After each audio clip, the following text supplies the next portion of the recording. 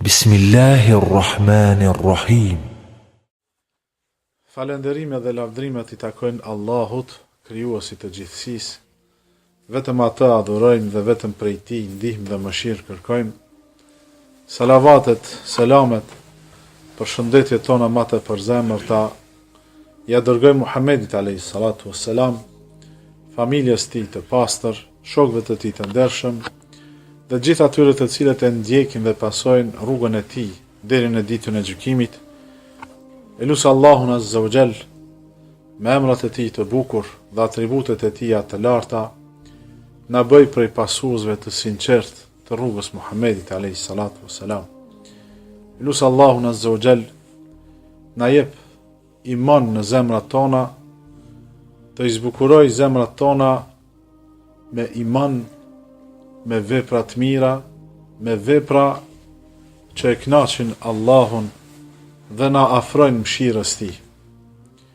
Njashtu e lusë Allahun Azza wa Jall që ta bëj të urrejtur në zemrat tona çdo vepër të keqe, çdo vepër të shëmtuar, çdo vepër që na largon nga mëshira dhe kënaqësia e Allahut. Është me të vërtet kënaqësi kur në për mexhlise mlidhen njerëz gjitha moshave. Kënaqemi kur kemi në mexhlisin ton të pleq. Kënaqemi kur ka në mexhliset tona njerëz që janë të moshës mesme. Kënaqemi edhe më shumë kur mexhliset tona ka edhe tri edhe fëmijë. Jeni gjithë mirë se ardhun. Allah është dëshmitar se të gjithëve ju du për hir të Allahut. Allahu na bashkov çdo herë në denja dhe mexhlise ku ai është i kënaqur me ato mexhlise. Ai ka qef këto mexhlise. Mexhlise ku përmendet Allahu, mexhlise ku dërgohen salavate Muhammedit alayhis salatu wassalam. Aleikum salam. Njeriu në këtë botë, vllazni të nderuam, ka dëshirë, ka qef, lakmon me pas jetën e gjatë. Ka qef me pas pasuri. Ka qef edhe dëshirë me pas fëmijë të mirë, të shëndetshëm, po ka qef me pas edhe shnetin e vet të mirë. Mos me koni varun prej barnave apo prej doktorëve.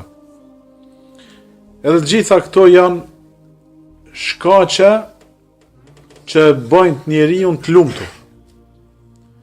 Gjitha këto e plotësojnë lumturinë e njeriut mas imanit. Se gjitha këto gjanat me pas pasunin, me pas shnetin, me pas pozitën, mi pas këtë mirat e dynjas, nëse nuk kije iman, nuk ngritet për mi zero, po metet nivelin zero. Nëse ke iman, edhe i ke dhe këto tjerat, atëherë plotësohen të mirat e Allahut Azza wa Jall.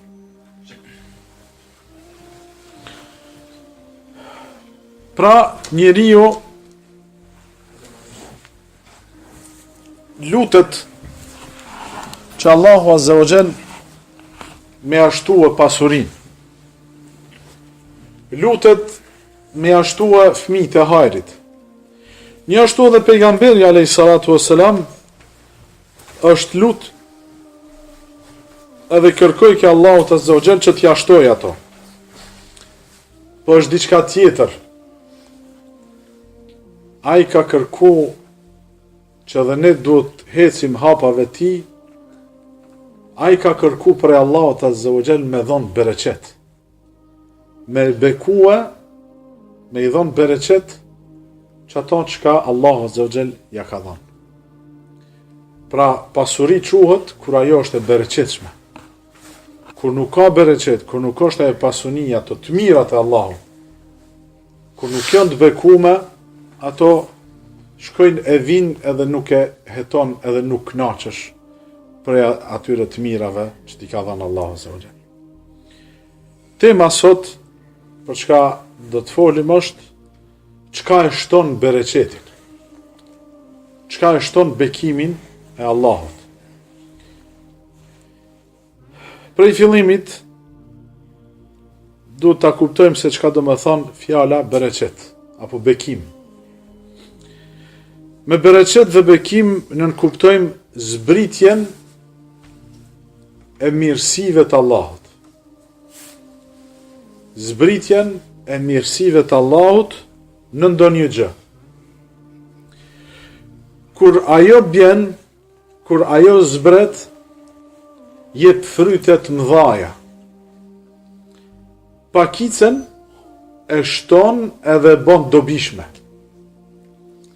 Pra, bereqeti, kur të bjen, kur ta zbret Allahu azza wa jall në diçka, atë paktën e shumon edhe e bën të vlefshme dhe të dobishme, ja sheh hajrin.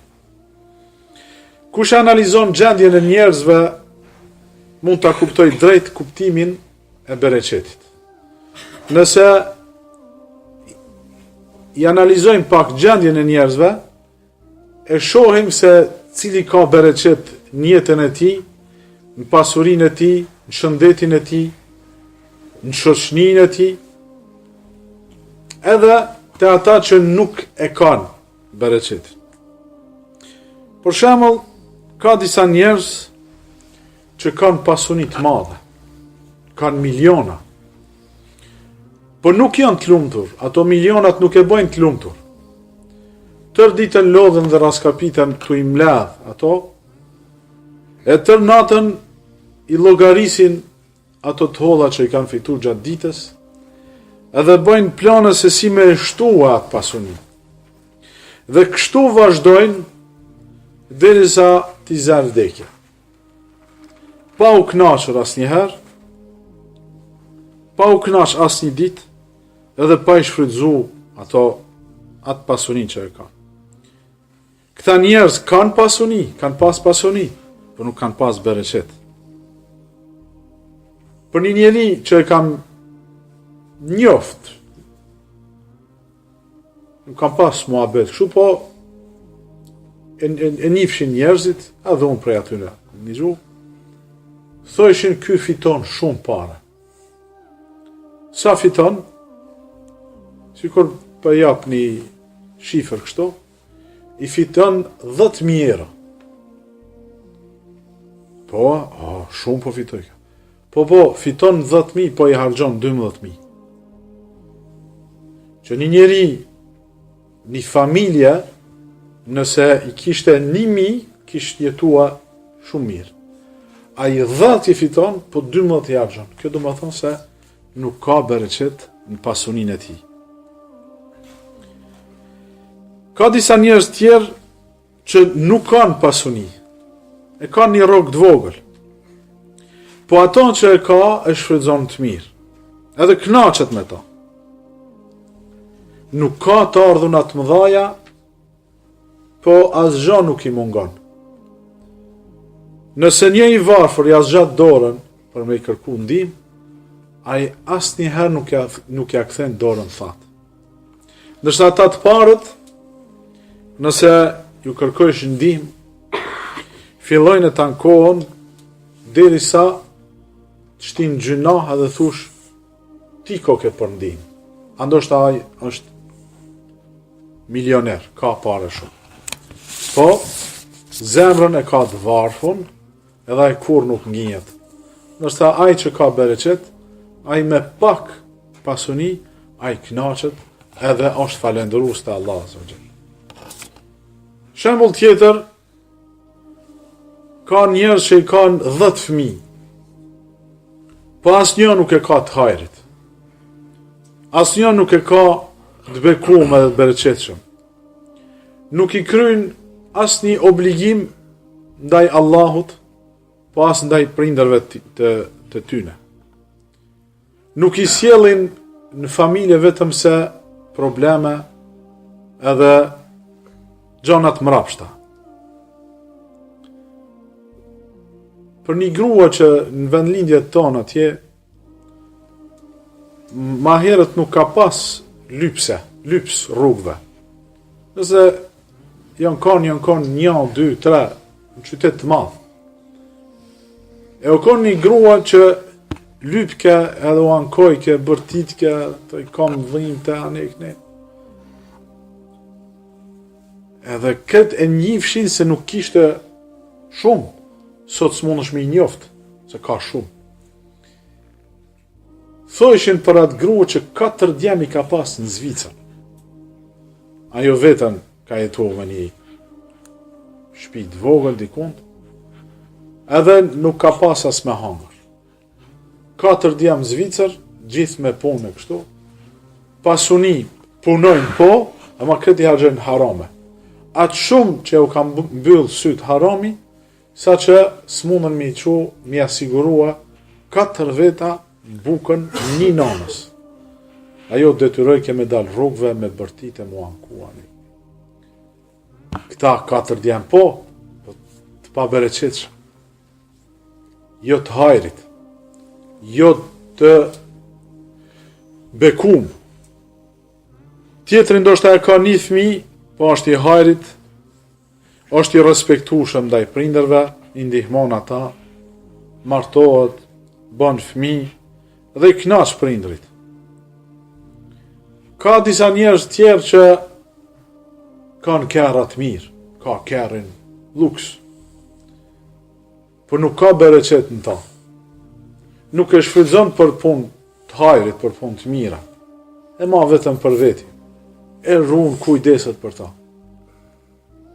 Allah Azza wa Jall e sprovon ata, e shosh ma shumë kerrën e atij te garazhisti të ndreq, se sa që e shfrytëzon.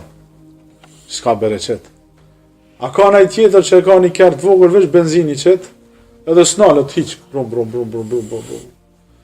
Kryn punë të mëdhaja, i ndihmon krejtve. Kush ja lyp, ja jep. E ai ka bereqet. Ç'kjo është bereqeti? Bereqeti, vllazën, nuk vjen vetëm se nga Allahu Azza wa Jall. Për ata duhet m'ja lyp atij dhe me i bën shkaqet dhe punët që Allahu Azza wa Jall na zbret bereqetin. Më thon, duhet me kërku prej Allahut, edhe duhet me i bën disa shkaqe, disa vepra që Allahu Azza wa Jall na zbrete bereqetin. Bereqet mund të ketë në pasuni, në fëmijë, bereqet në kohë, në punë, në dituri, në mendje, në gjymtyr, në shoqni e të tjerë. Cilat janë gjërat më kryesore, se janë të shumta, gjërat më kryesore që na mundsojnë fitimin e bereqetit. Cilat janë ato gjëra që nëse i veprojmë na, Allahu Azza wa Jall na e shton bereqetin. E para është devotshmëria, takvallahu, taqwa. Kush është i devotshëm, kush i ka lidhjet e mira me Allahun Azza wa Jall, Allahu kujdeset për ta. Është shumë e thjeshtë. Po ta shohim çka do të thonë fjala taqwa, devotshmëri.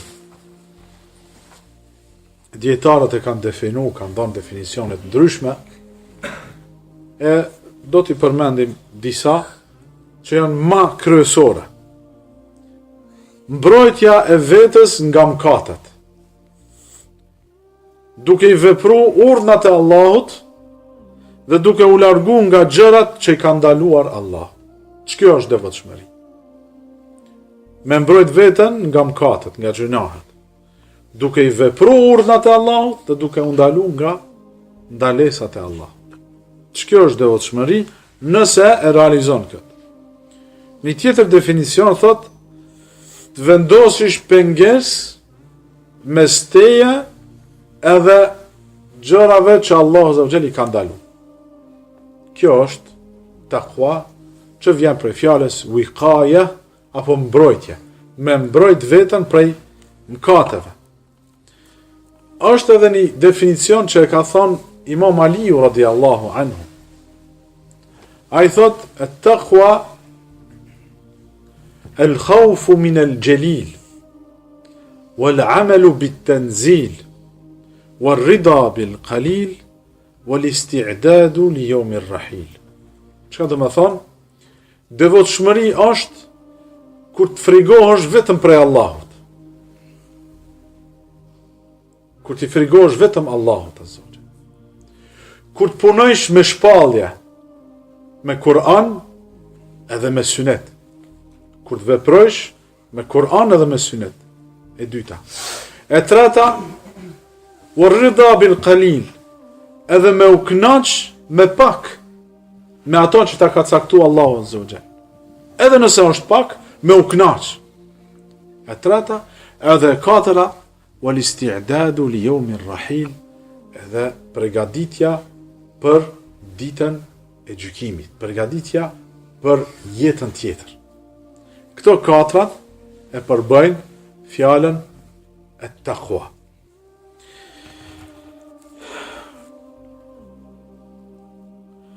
Njerëzit e devotshëm janë të bekuar dhe aty në Allahu azza wa jall ju jep bekim dhe bereqet. Allahu azza wa jall në suratul A'raf ajeti 97 thot: "Walau anna ahla al-qura amanu wattaqaw lafatahna alayhim barakatin min as-sama'i wal-ard." Sikur banorët e atyre qyteteve, Allahu azza wa jall po fol për banorët e disa qyteteve.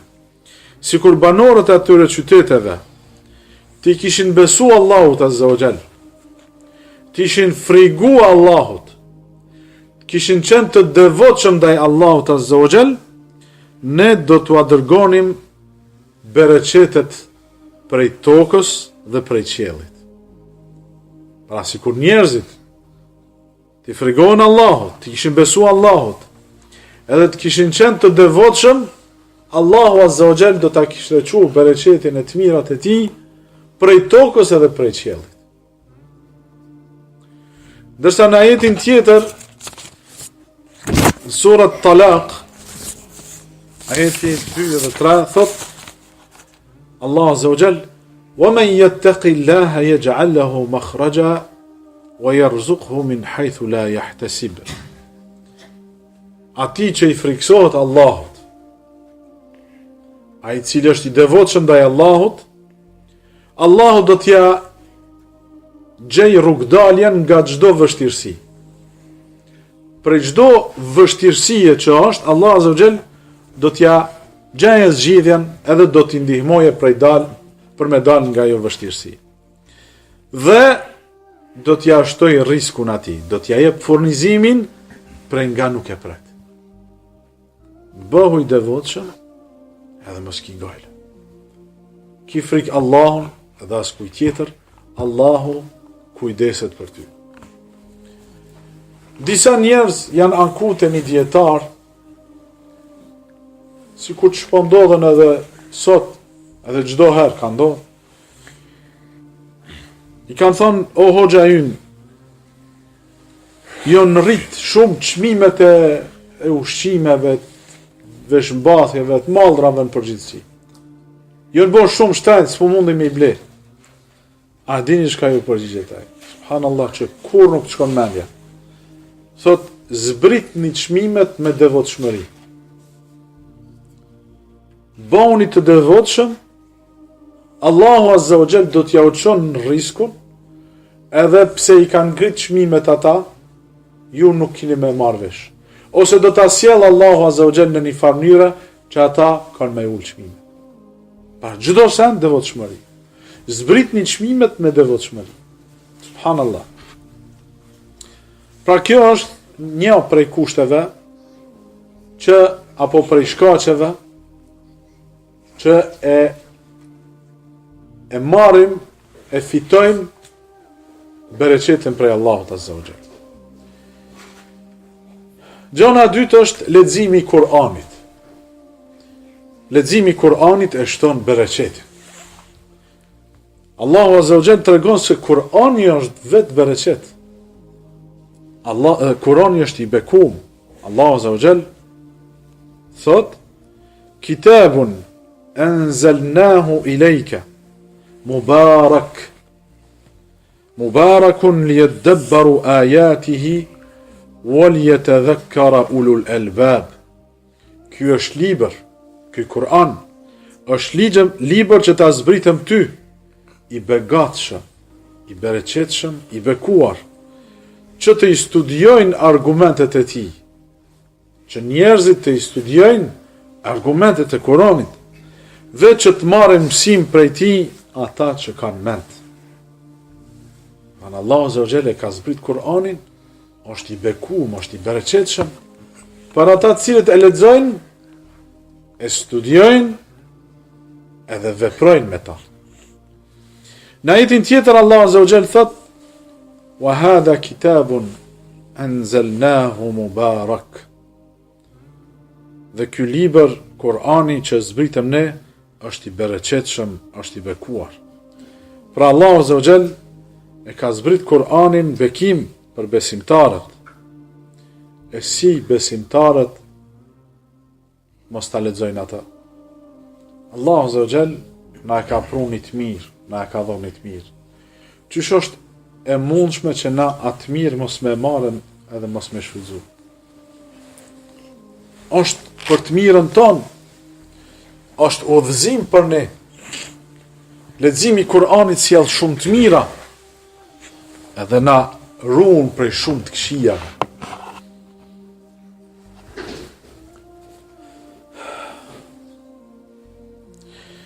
Kur'ani është i zbritur bekim për besimtarët.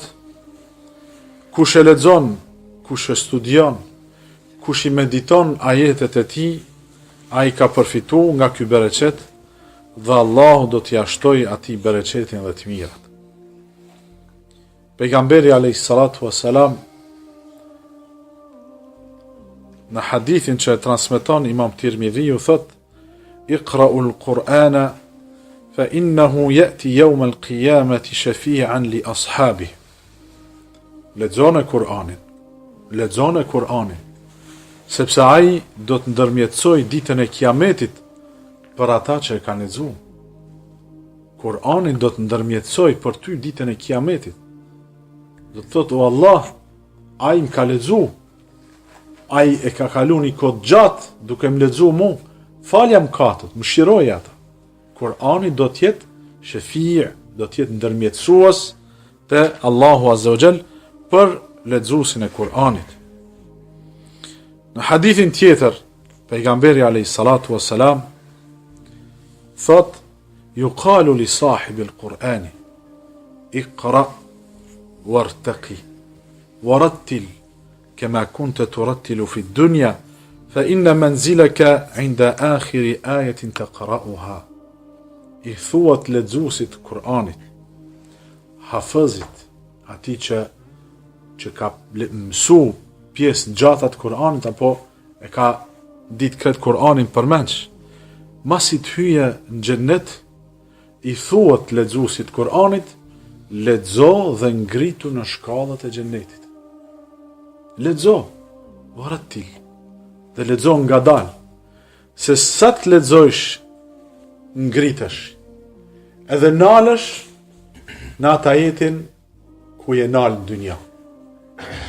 Thot se sa ma shumë dish Kur'an, sa ma shumë që të lexojsh Kur'an, aq ma nalt do të ngritesh në xhennetet e Allahut. Disa prej dietarëve kanë thënë se shkallët e xhennetit janë sa numri i shkallëve të xhennetit është sa numri i ajeteve të Kur'anit.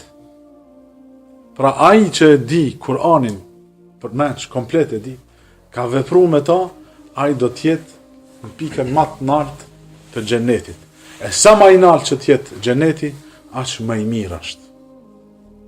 Pra, Allahu na bof dhe neve dhe fëmijët tanë prej lexuesve dhe prej hafezave të Kur'anit.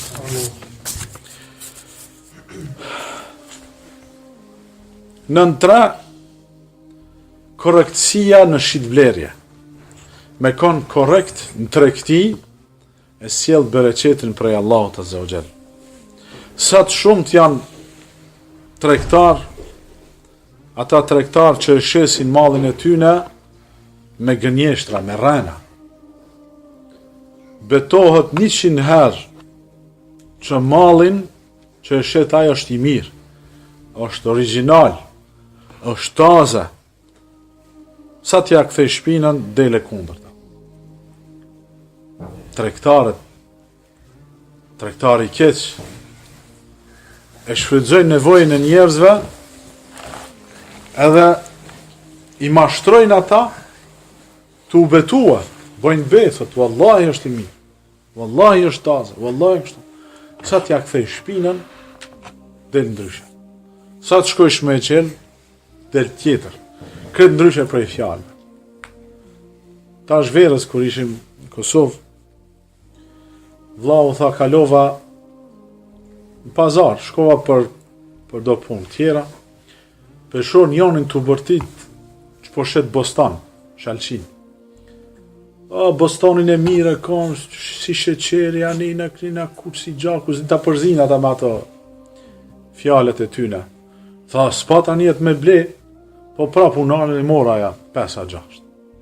I mora, kur ka në shpi, kur e ka qenë bostani bardh. Bardh si gjaki. Kështë qka është interesant. Por shkot nesëmit, rastësisht, jo për se lirë bostani jeti. Thot, aja la që ashtu të bërtit. Bostanin djegje e bleva, s'm ka dal bostan, m'ka dal kungëll. Tani pse s'bone pite me ta. I din edhe taktikat që janë të përgatitun. Ani pse s'bone pite. Vllai i thon bravo valla, të lumt.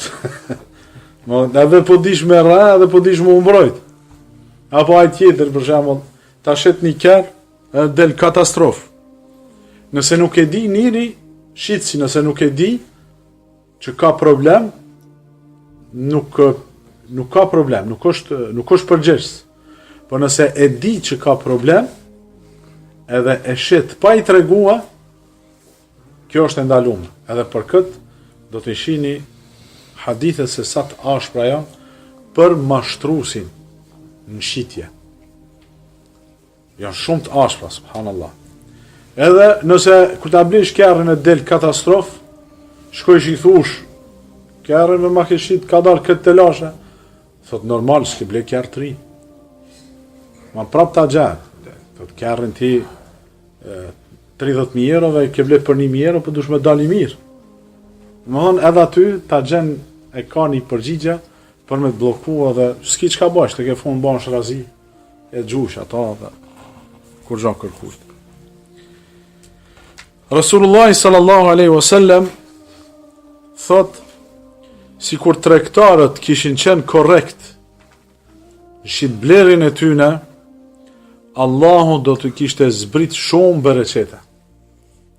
Si kur tregtarët të ishin kanë korrekt, të ishin kanë drejt në shitblerin e tyne, Allahu azza wa jall do t'ju kishte zbrit shumë të mira dhe shumë bereqete.